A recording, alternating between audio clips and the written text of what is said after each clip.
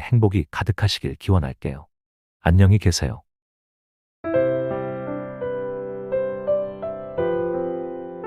할머니는 웃으며 며느리 앞에 음식을 내려놓으셨고 며느리는 분노로 가득 찬 눈빛으로 할머니를 노려보다가 급기야 음식 그릇을 들어 벽에 던져버렸습니다. 이거나 드세요. 나한테 이런 걸 먹이라고? 저도 할머니도 정말 깜짝 놀랐습니다. 안녕하세요. 오늘도 찾아주셔서 감사합니다. 오늘은 대전 유성구에 살고 있는 김철수님의 사연입니다. 여러분, 들어보셨던 것처럼 며느리에게 무언가 굉장히 큰 사건이 있었던 것 같은데요. 무슨 일이 있었는지 제보된 사연 읽어드리겠습니다. 들어보시고 김철수님께 위로든 조언이든 해줄 수 있는 말이 있으면 말씀해 주시길 바랄게요. 좋아요와 구독 그리고 알림 설정 눌러주시면 매일 올라오는 사연 함께 들어보실 수 있습니다. 그럼 사연 바로 읽어드리겠습니다. 안녕하세요. 저는 아들 하나를 두고 있는 평범한 가정의 가장입니다. 손자가 태어나면 온 집안에 웃음이 끊이지 않고 화목함이 더 가득 찬다고 하잖아요. 그런데 저희 집은 반대였습니다. 손자가 태어나면서 제 인생에서 가장 큰 사건이 터져버렸어요. 물론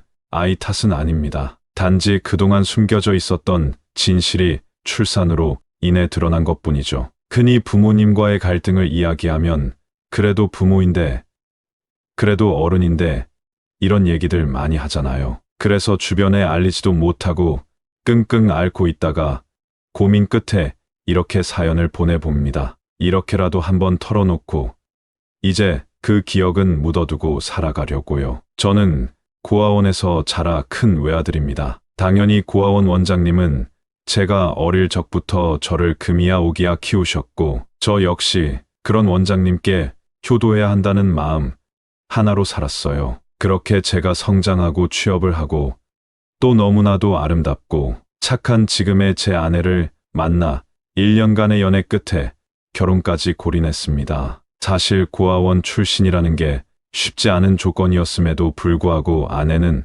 흔쾌히 저와 결혼하겠다고 나섰어요. 그리고 아내가 먼저 나서서 원장님을 모시고 같이 살자고 제안하기도 했죠. 그런 며느리를 맞이해 원장님도 굉장히 기뻐하시는 모습이었어요. 저희는 원장님 집에서 신혼살림을 차렸고 맞벌이를 하다 보니 생활도 생각보다 여유로웠고 밥은 저희 대신 원장님이 신경 써 주시기도 하고 아내도 틈날 때마다 원장님을 도와드리는 모습에 저는 매일매일이 흐뭇했어요. 영화에서 아빠들이 싱글벙글하며 기대에 가득 차 퇴근하는 모습을 보면 그 마음을 좀 알 것 같더라고요. 매일매일 퇴근하는 길이 즐겁고 기대가 됐죠. 제가 세상에서 제일 사랑하는 두 여자가 사이 좋게 절 맞이해주는 모습을 보면 하루의 피로가 싹 가시는 것만 같았어요. 가끔 문제가 생기기도 했지만 아내가 노력하는 모습도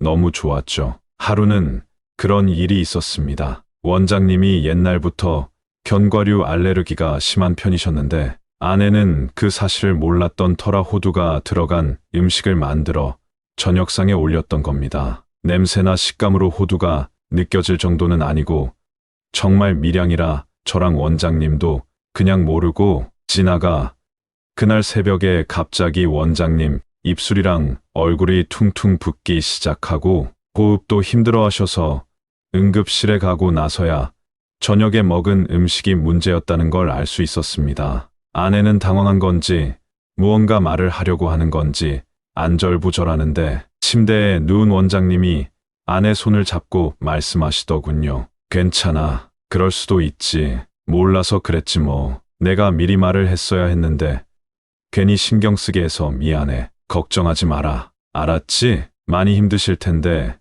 그 와중에 제 아내를 신경 써 주시는 원장님 말씀에 제가 다 마음이 울컥할 지경이었어요. 그 후 아내는 저에게 원장님이 뭘 좋아하는지 뭘 싫어하시는지 꼼꼼히 묻더군요. 자기가 하면 안 되는 말이나 행동 같은 게 있냐면서 말이에요. 뭐 그런 걸 다 묻나 싶기도 했지만 그만큼 원장님과 더 친해지려고 노력하는 아내의 모습에 참 고마웠어요. 그래서 주말이나 혹은 제가 좀 일찍 퇴근하는 날이면 일부러 데리고 나와 영화도 보고 드라이브도 하러 가고 그랬는데 언제나 외출은 2시간을 넘기지 못했습니다. 왜냐하면 아직 아내가 살림이 처음이라 덤벙거리는지 항상 원장님께 전화가 오곤 했거든요. 그런 날도 있었습니다. 영화를 보러 들어갔는데 주머니에서 휴대폰 진동이 계속 울리는 거예요. 영화 시작한 지 이제 1시간도 안 된 시점이었고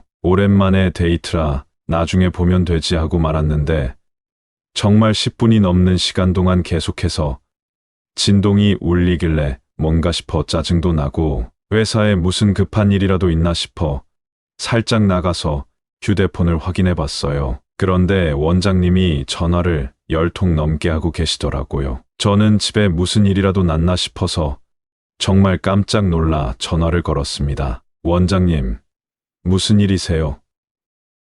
집에 무슨 일 있어요? 아니야. 미안하다. 오랜만에 나갔는데. 아니, 지난번에 내가 여행 갔다 오면서 사준 목걸이 있잖니. 그게 갑자기 안 보이네. 내가 청소하면서 어디 치워놨나 해서 그거 물어보려고 전화했어. 아, 그거요? 이따가 집에 가서 같이 찾아드릴게요. 그래, 아유. 근데 나는 내 물건 없어지면 이렇게 가슴이 콩콩 내려앉고 그래. 집에 도둑 든 걸까봐 무섭기도 하고 이 넓은 집에 혼자 있으려니 또 무슨 일 날 것 같고. 알겠어요. 그럼 일단 아내한테 물어보고 다시 전화드릴게요. 저는 극장으로 들어가 아내에게 속삭였어요. 혹시 원장님 목걸이 치웠어? 지금 그거 찾으신다. 목걸이. 원장님이 목걸이가 있으셨던가? 난 못 봤는데. 그 와중에도 휴대폰은 계속 진동으로 울리고 있었고 그 사실을 알아챈 아내는 인상을 찌푸리며 자리에서 일어났습니다. 아니야.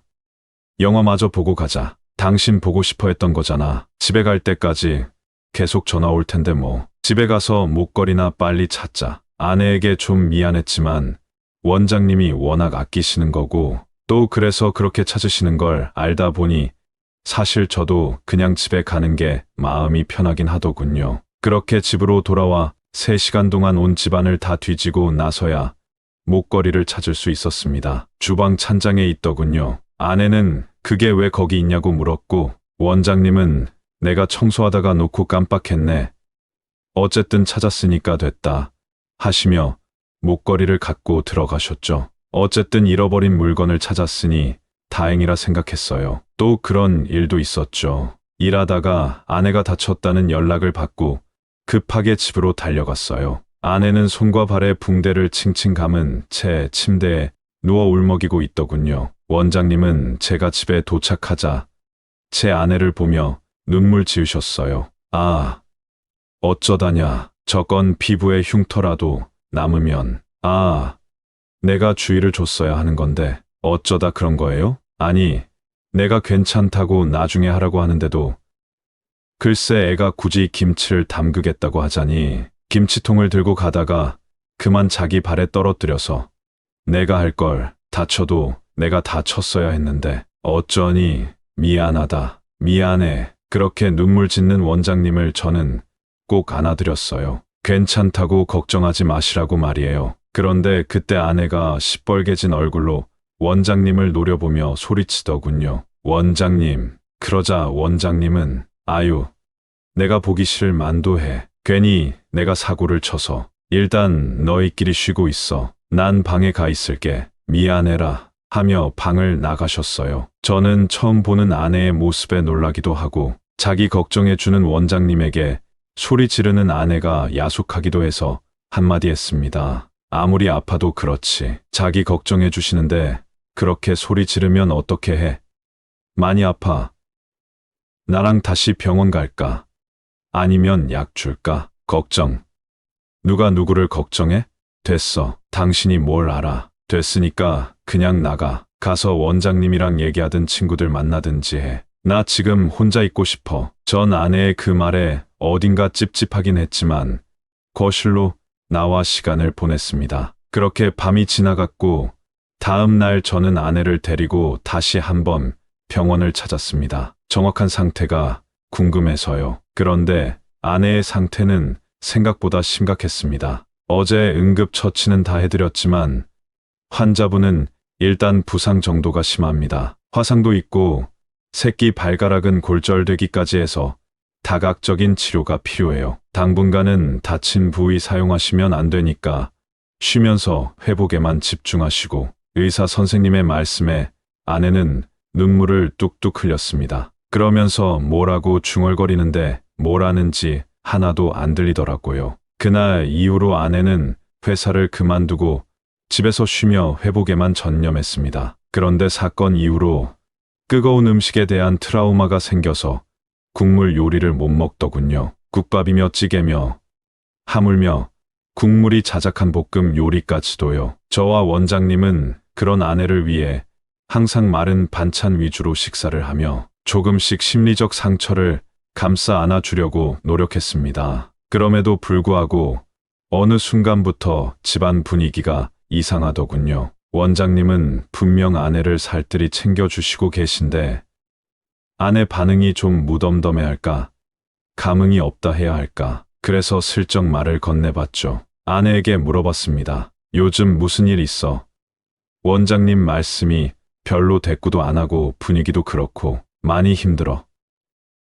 아직 예약 날짜까지 남긴 했는데 우리 내일이라도 병원 가 볼까? 아니, 원장님 말이야. 아니야, 됐어. 아내는 그 말만 남기고 침대에 돌아누워 버렸습니다. 아무래도 몸이 아프니까 힘들어서 그런 걸 수도 있겠다 싶어 저도 더 이상 뭐라고 말하지 않았습니다. 다만 다음 날 출근하면서 원장님께 아내를 좀 더 잘 부탁드린다고 신경 써 달라고 부탁드렸죠. 원장님, 아무래도 제가 빨리 출근하고 늦게 퇴근하다 보니까 아내가 원장님과 있는 시간이 더 길잖아요. 그렇지. 그게 왜? 제가 없는 동안 아내 좀 잘 부탁드려요. 요즘 몸이 좀 힘든가 봐요. 제가 잘 챙겨주려고 하는데 아무래도 시간이 부족하니까. 그래. 걱정 말고 넌 얼른 출근이나 해. 내가 새아이랑 얘기도 해보고 잘 보살펴 줄게. 저는 그 말에 가벼운 마음으로 출근을 했습니다. 퇴근했을 때쯤이면 아내 기분이 좀 좋아져 있겠지. 어쩌면 싱글벙글하고 있을지도 모르겠다 하면서 말이에요. 하지만 제 예상은 완전히 빗나갔습니다. 집에 돌아갔을 때 원장님은 싱글벙글 웃고 계셨지만 아내는 방에 들어가 있는지 보이지 않더라고요. 제가 들어가자 원장님은 후다닥 현관으로 나와 제 가방을 받아주시며 고생했다고 맞아주셨습니다. 근데 내는요? 아까 피곤했는지 방에 들어가서 자는 거 아닐까? 그렇게 방에 들어갔는데 아내는 불도 안 켠 채 깜깜한 방 안에서 침대 끝에 걸터 앉아 멍하니 허공을 바라보고 있었습니다. 제가 아는 아내의 모습이 아니었어요. 그 순간 본능적으로 심장이 쿵하고 내려앉는 것만 같았습니다. 이유는 모르겠지만 불안감이, 위기감이 막 그런 것들이 엄습하는 기분이었죠. 왜 그래? 우리 분가하자. 갑자기 그게 무슨 소리야? 이렇게 살다가는 내가 미칠 것 같아서 그래. 우리 분가하자. 월세 원룸이라도 좋아. 어디 작은 방이라도 좋아. 제발 분가하자. 나 좀 살려줘. 저는 도대체 아내가 무슨 말을 하는 건지 영문을 모르겠더군요. 그래서 일단 아내를 진정시키며 말했습니다. 여보, 우리가 당장 분가하면 원장님은 어떻게 해? 내가 먼저 원장님 외로우실 거라 했었잖아. 아기 나오면 돌봐줄 사람 필요하고. 그렇지 않겠어? 아내는 아무 말도 못하고 눈물만 주룩주룩 흘리더군요. 나 힘들어. 너무 힘들어. 알아. 많이 아프고 힘들지. 내가 더 노력할게. 우리 조금만 더 힘내보자. 알겠지? 그렇게 밤새 아내를 안고 토닥이며 겨우 달랬습니다. 시간이 지날수록 아내의 부상은 조금씩 호전되기 시작했고 그 사이 저희에게 축복이 찾아왔습니다. 아내가 임신을 한 거였어요. 그래서 저도 원장님도 아내에게 많은 신경을 쏟아보며 노력했지만 출산이 다가올수록 아내는 점점 예민해지고 행동도 많이 거칠어졌다면 흔히 있을 수 있는 일이라고 해서 그냥 그러려니 했습니다. 원장님도 임신하면 원래 그럴 수 있다고, 애 낳고 나면 달라질 거라고 말씀해 주셔서 저는 크게 걱정하지 않고 출산일만 기다리고 있었습니다. 보통 아이의 성별을 알면 아이에 대한 애착이 더 생긴다던데 어쩐지 제 아내는 반대였습니다. 임신 20주가 다가올 때쯤 병원에서 아유, 애가 엄마 닮았네요. 아주 미스 코리아 나와도 되겠네. 라고 하셔서 딸이라는 사실을 알고 있었는데 그로부터 얼마 후부터 딸을 위한 출산 용품을 쇼핑한다거나 아기를 맞을 준비를 하는 대신 다리를 떨고 손톱을 물어뜯으며 어딘가 초조한 모습이었죠. 저는 그냥 출산이 처음이라 두려워서 그러는 줄 알았습니다. 그래서 밤마다 배도 부드럽게 문질러주고 동화책도 읽어주면서 태교에 동참하려고 노력했는데 그럴 때마다 아내는 화를 내거나 불안해하는 날이 많았습니다. 그때마다 저는 임신이 힘들겠지 하고 토닥이며 제 딸아이와 만날 날을 손꼽아 기다리며 아내를 보살폈습니다. 그리고 드디어 대망의 출산일이 되었습니다. 정말 의사 선생님 말씀처럼 아내를 쏙 빼닮은 예쁜 딸아이가 탄생했지요. 가족분만실에서 초조하게 아내 곁을 지키고 있던 저는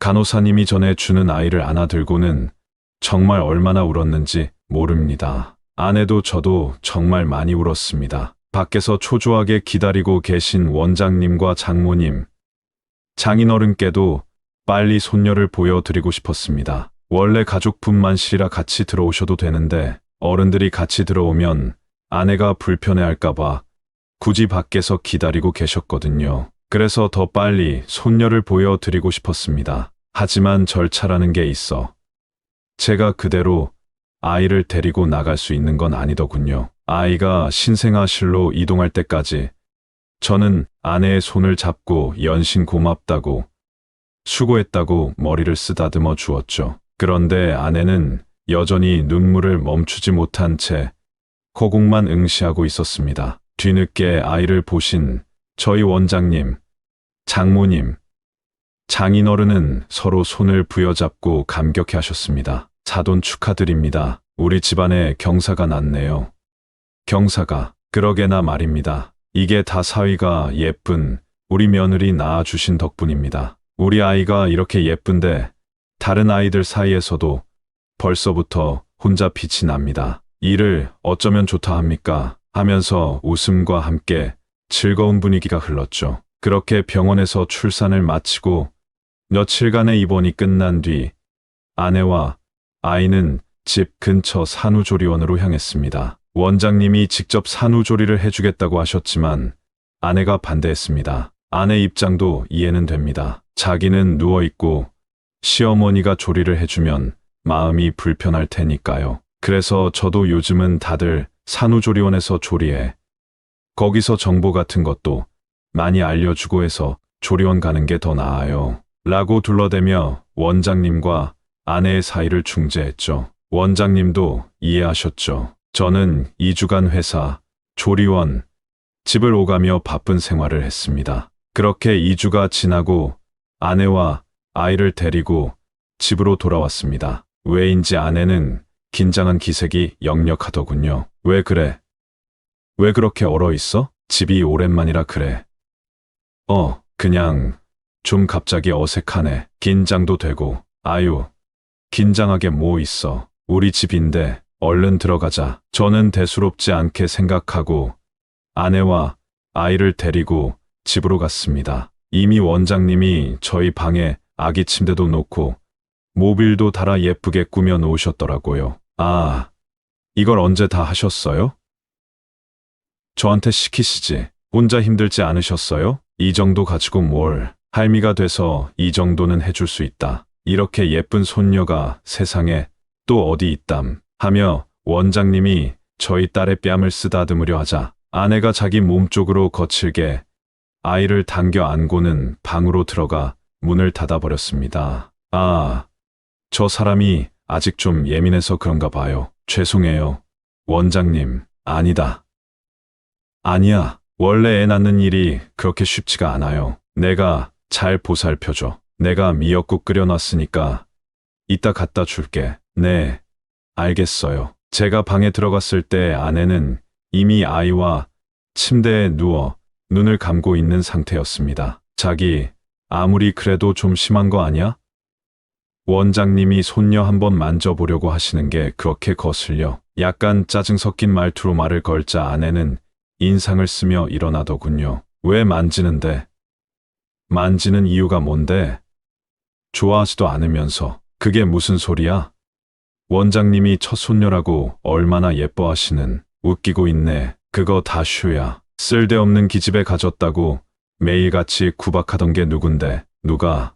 원장님이 그랬다고? 아니, 예민해도 할 말 안 할 말은 좀 가려해. 왜 사람을 모함해? 더 챙겨주시려고 미역국까지 끓여놓고 기다리시는 분을. 미역국은 누가 먹는데 뭘 넣었을 줄 알고 어떻게 먹어?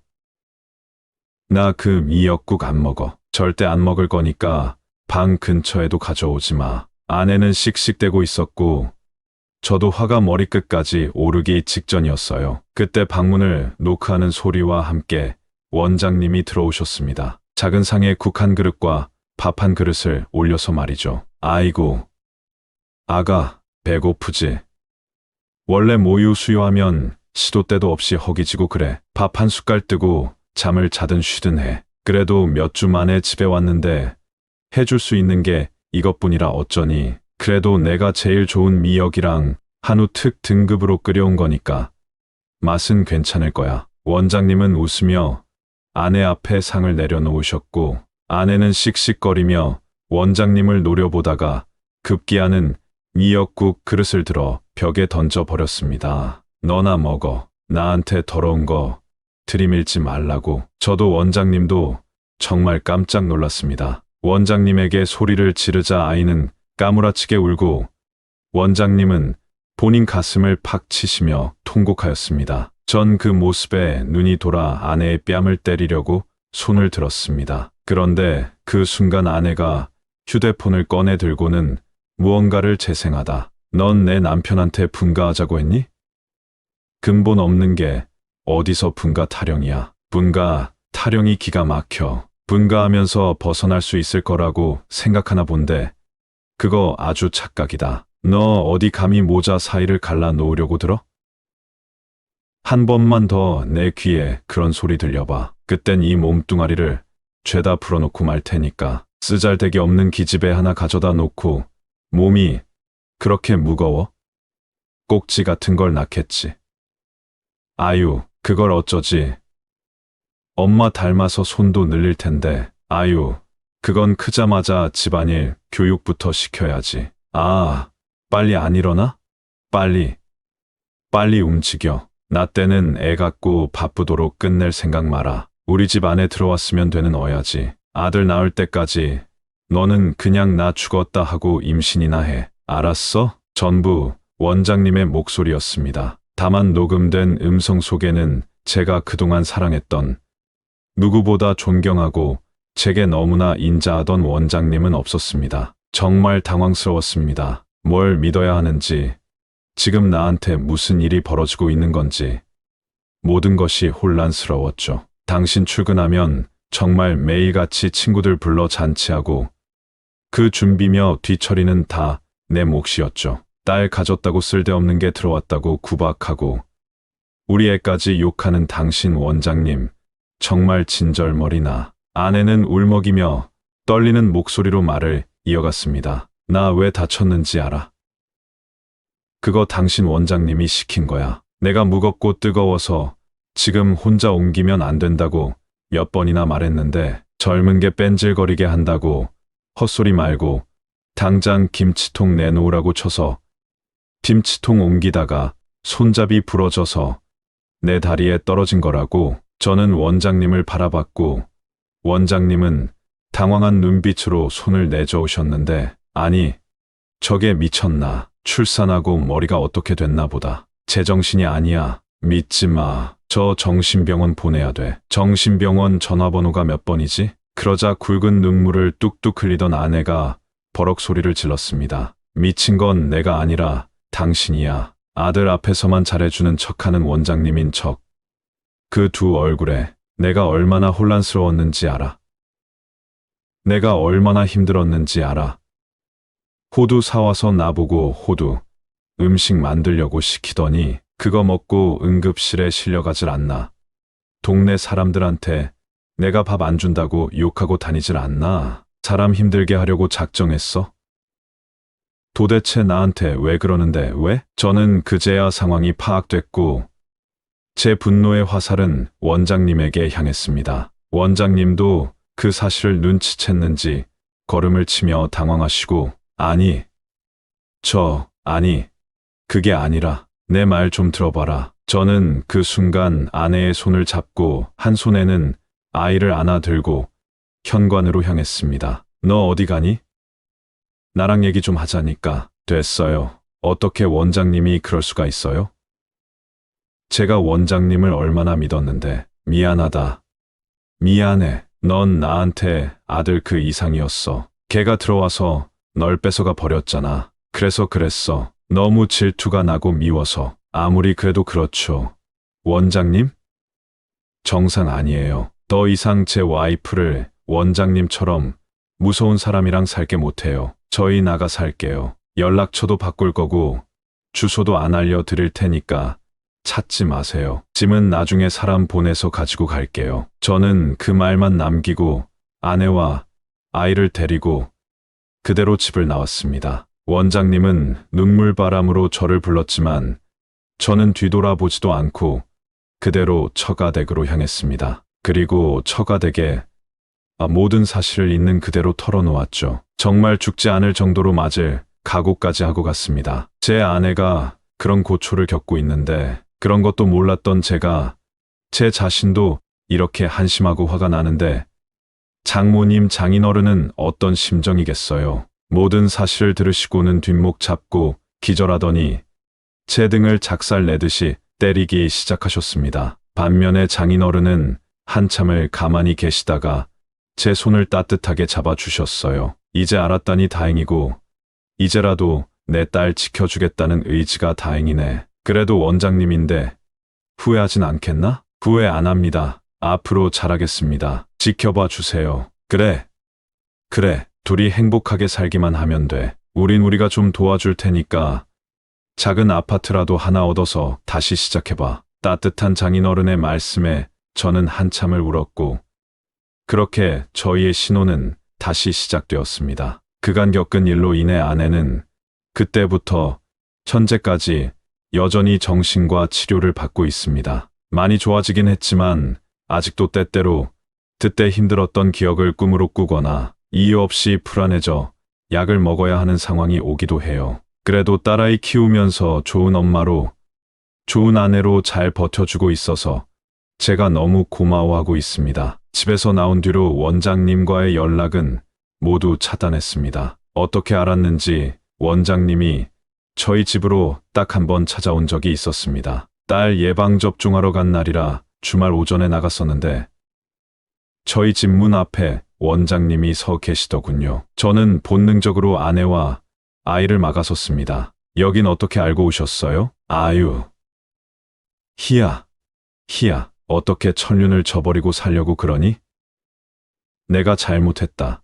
잘못했어. 원장님은 제 발을 잡고 눈물을 흘리셨고 저는 일단 아내와 아이를 집 안으로 들여보낸 뒤 문을 닫았습니다. 그리고 현관문 앞에서 원장님과 대화를 이어갔죠. 이제 와서 왜 이러세요? 내가 그동안 혼자 살면서 정말 뼈저리게 느꼈어. 진짜야. 내가 새아기한테 너무했어. 잘못했어. 나도 내가 잘못한 거 알아. 이제 안 그럴게. 진짜 친엄마처럼 잘해줄게. 우리 손녀한테 내가 할머니로서 제대로 할게. 그러니까 한 번만 더 기회를 줄 수 없겠니? 내가 모든 걸 다 아낄게. 모든 걸. 원장님은 정말 작정한 듯 결연한 말투로 말씀하셨지만 어쩐 일인지 저는 고민조차 되지 않더군요. 오히려 원장님이 그럴수록 제 생각은 굳어져 갔습니다. 여기서 약해지면 내 아내와 내 아이를 지키지 못한다는 생각이 들었습니다. 그래서 저도 단호하게 말했습니다. 원장님이랑 다시 같이 살 생각 없어요.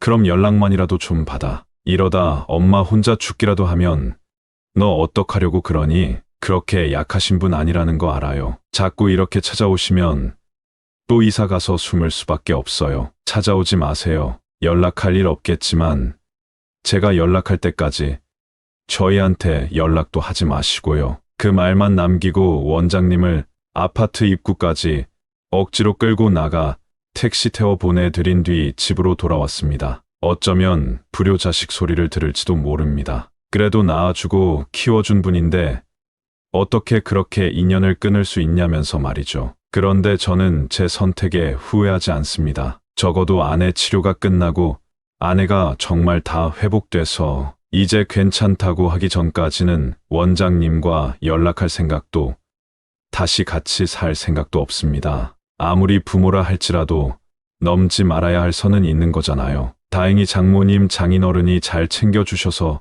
저도 아내도 이제는 조금 편안해진 마음으로 잘 지내고 있습니다. 둘째도 계획하고 있고요. 이런 이야기는 사실 영화 속에서만 나오는 줄 알았습니다. 그런데 현실에서 그것도 바로 제 집에서 일어나는 이야기더군요. 여러분, 아내가 갑자기 힘들어한다면 내 눈에 보이는 것과 다른 무언가가 있는 것 같다면 한 번쯤 아내의 말에 귀 기울여 주세요. 저는 그걸 하지 못했던 게 아직도 마음의 짐으로 남아 있습니다. 아마 이 미안함을 평생 가져가야겠지요. 내 가족을 지킬 수 있는 사람이야말로 진정한 가장 아닐까요?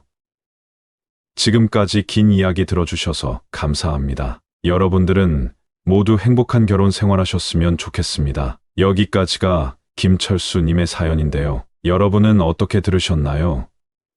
김철수님 입장에서 제보된 사연 내용이므로 조금은 아들과 며느리의 입장에서 작성되었다고 볼 수 있는데요. 저는 사연자님께서 받으신 충격과 그로 인한 대처는 적절했다고 생각됩니다. 하지만 가족 관계는 소중하니 조금 용서를 해주는 건 어떤가 하는데 여러분의 생각은 어떠신가요? 같이 댓글로 의견 나누어 보았으면 합니다. 재밌게 보셨다면 구독과 좋아요, 그리고 알림 설정을 해주시면 매일 올라오는 사연을 바로 확인하실 수 있습니다.